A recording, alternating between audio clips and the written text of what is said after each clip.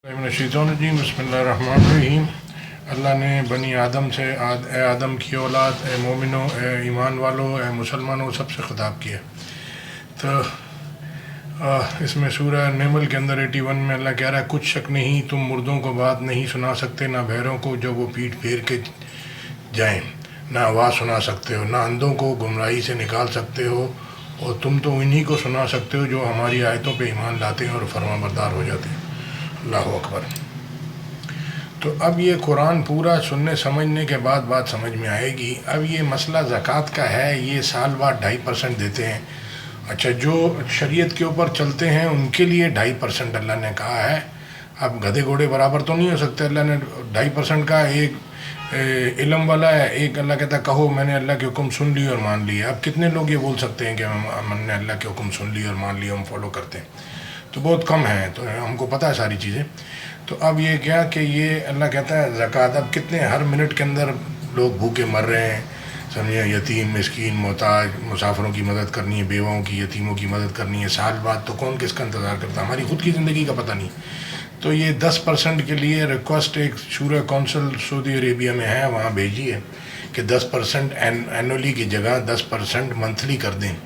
तो 10% मंथली जो ज़ाहिर है दीन इस्लाम की जो शरीयत की जो रिक्वायरमेंट है वो आज के दौर में बहुत मुश्किल से ही, पहले तो किसी ने पढ़ी नहीं है समझी नहीं है, अब पढ़ी नहीं है समझी नहीं है कहाँ से पूरा करेगा। प्रैक्टिस में एक मैन परफेक्ट, उसको प्रैक्टिस भी नहीं है। एक बेनमाजी आदमी अगर हज करने जाएगा तो उससे वहाँ पे भी नमाज नहीं पढ़ी जाएगी क्योंकि उसकी आदत ही नहीं है। तो ये है। तो अब ये इसके लिए दरख्वास्त भेज दी है। तो जो है अल्लाह कहता है कि सदक़ात ये अल्लाह कबूल करता है लोगों से, साथ में तौबा के। तौबा की 104 नंबर क्या, ये लोग नहीं जानते कि अल्लाह ही अपने बंदों से तौबा कबूल फरमाता है और सदक़ात और खैरात देता है। बेशक अल्लाह ही तौबा कबूल करने वाला है। फिर दूसरी आयत के अंदर सूरह तौबा में बिस्मिल्लाहिर्रहमानिर्रहीम नहीं है, पूरे कुरान में बिस्मिल्लाहिर्रहमानिर्रहीम है, सूरह तौबा में नहीं है।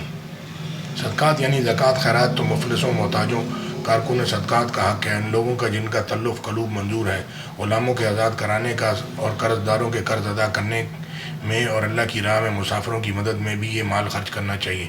ये हकूक़ अल्लाह की तरफ से मुकर्रर कर दिए गए हैं, अल्लाह जानने वाला हिकमत वाला है।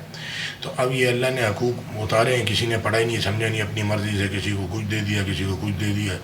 सब कुछ दिया आपको अल्लाह ने। अगर आप अल्लाह के हुक्म को पूरा नहीं करोगे तो आप अल्लाह को क्या जवाब दोगे कि मैंने सुना ही नहीं समझा नहीं, अपने ख्वाहिश के पीछे चला। अगर आप अपने कल्चर पे अपनी ख्वाहिशों पे चलोगे तो आपको कुछ अजर नहीं मिलेगा। हाँ, अल्लाह की किताब सुन के समझ के उस पर चलने पे, उस पर अमल करने पे अजर मिलेगा।